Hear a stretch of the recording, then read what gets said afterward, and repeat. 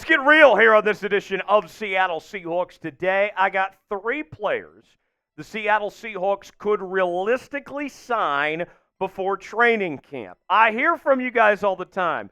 You guys talk all these rumors, they never happen, yada, yada, yada. I'm telling you, these 3 players could all end up in Seattle.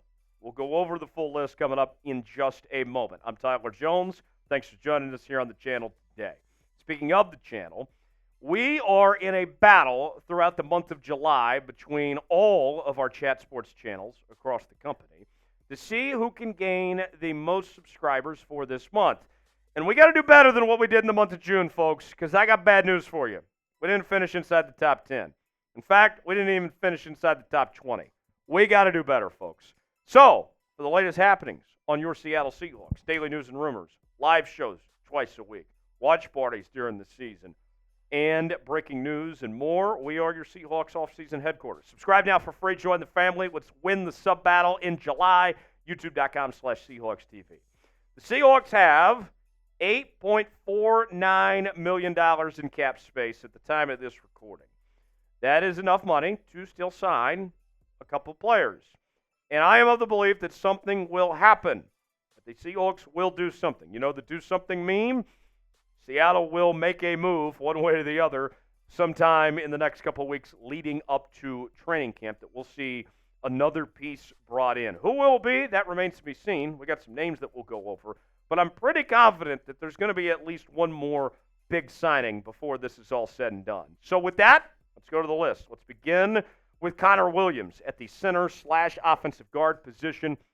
Most recently played for the Miami Dolphins. And what's interesting with Connor Williams in his situation, if you recall, week 14 of last year, Connor Williams tore his ACL. And according to the most recent reporting, Connor Williams is not expected to be ready to play when the season begins. The hope is that he's back by mid-season at full strength. So if you're the Seattle Seahawks, think about this. You go ahead and get Connor Williams now. You let him get fully healthy, and then all of a sudden, you have a really good midseason addition. And think about this, another point as well.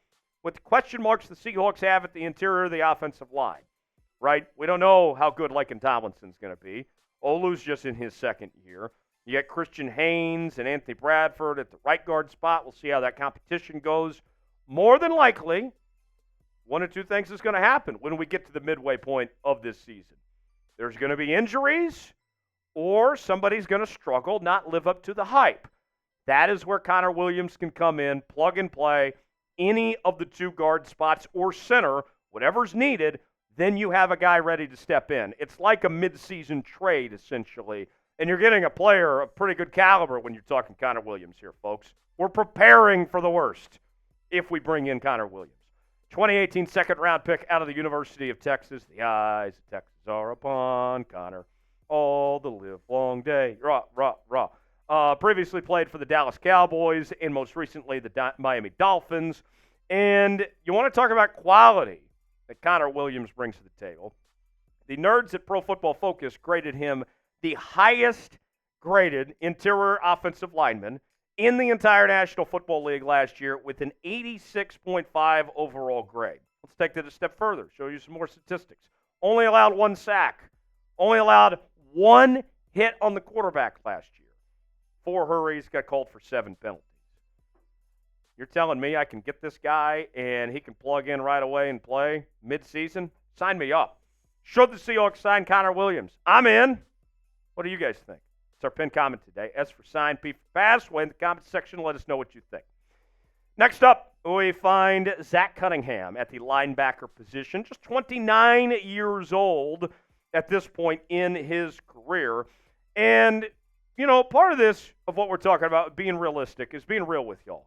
I would never lie to you. I am an honest broker, if you will. And I'll be honest here.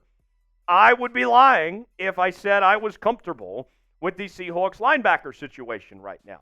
I like the signings of Terrell Dodson and Jerome Baker, but both guys aren't healthy right now.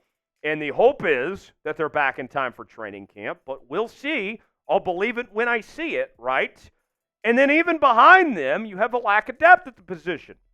How ready is Tyrese Knight going to be as a rookie, fourth rounder out of UTEP? There's going to be a learning curve there. Do I really want to trust John Radigan or some of these other guys here? Zack Cunningham could bring stability and be the answer the Seahawks are looking for at that linebacker spot.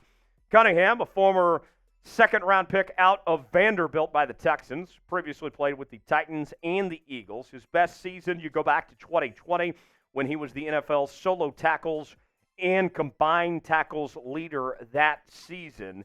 And I look at him as a safety net, right? If there's an injury, if the Seahawks need another guy to sub in and out, Zack Cunningham is more than capable, and he's not going to cost you a ton either. The Seahawks can pay him right now without having to worry about the extension or cut candidates that they are going to have to approach down the road here. The numbers from Zack Cunningham, you can see that 2020 season was off the charts. 164 tackles, 8 tackles for loss, 3 sacks, 2 pass breakups. 93 tackles in 2021, 7 tackles for loss, 3 pass breakups. 2022 only played in 6 games, had 24 tackles, 1 pass breakup. Last season had in 2023, played in 13 games with 85 tackles, 2 tackles for loss, and 4 pass breakups. So now your turn to make the call here on Seahawks Today. Should the Seahawks sign Zack Cunningham? I'm going to give you 2 options here. You can either type Y for yes, or you can type N for no. Choose wisely in the comments section. Byron Murphy jerseys on sale now. Chatsports.com/Murphy. Add a 9 to that 1, and you got yourself a Byron Murphy jersey. Got the home options, the away jerseys, throwback, men's and women's sizes available for you. Go see it for yourself. Chatsports.com/Murphy. And when you click that link, by the way, you can see all the other Seahawks gear that we're also selling on our website as well. Chatsports.com/Murphy. Free shipping available. The link is in the comments and description of today's video. That's Chatsports.com/Murphy. Last on our list, we will go with another interior offensive lineman.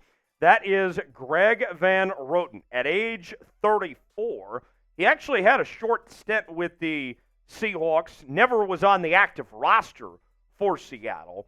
And here's the reality. This is a tough pill to swallow if you're the Seattle Seahawks.